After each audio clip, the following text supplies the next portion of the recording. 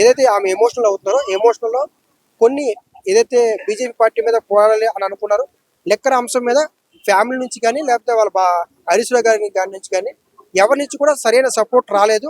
ఆ రోజు ఒంటరిగా ఫీల్ అయిన అంశాల మీద కవిత గారు గుర్తు తెచ్చుకుని ఎమోషనల్ అవుతారు. సో ఆ ఒక్క అంశం ప్రధానంగా తండ్రిగా కేసీఆర్ గారు కవిత గారికి ఏమి ఇవ్వాలో అన్ని ఇచ్చారు. పొలిటికల్ గా ఇచ్చారు, ఫైనాన్షియల్ గా ఇచ్చారు, అన్ని రకాలుగా ఏం చేయాలో అన్ని చేశారు.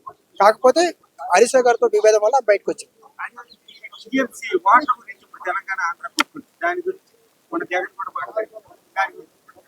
అదే ఇప్పుడు ఈ అంశం మీద కేంద్రం ఒక ప్రత్యేకమైన కమిటీ వేశారు. ఆ కమిటీ ఈ రెండు రాష్ట్రాల అంశం మీద ఆంధ్ర రాష్ట్రం నుంచి 9 సభ్యులు, తెలంగాణ నుంచి 9 సభ్యులు మొన్న రీసెంట్లీ చేశారు. సో ఈ 9 సభ్యులు మొత్తం 13 సభ్యులు వేశారు. సో ఆ అంశం కూడా కొలిక్కొచ్చే అవకాశం ఉంటుంది. ఎందుకంటే కమిటీ వేశారు కాబట్టి ఈ కమిటీ అంశం ఏదైతే ఉందో ఒక నివేదిక వస్తుంది. ఆ నివేదిక ఇప్పుడున్న వాతావరణానికి అనుగుణంగా కమిటీ రావడానికి 2 months పట్టొచ్చు. అప్పుడు ఆ నివేదిక ఆధారంగా తీసుకున్నాం. కొన్ని డిపిఆర్లు కూడా వెనక్కి పంపించారు కేంద్రం. డిపిఆర్లు వెనక్కి పంపించడానికి కూడా కారణం అదే.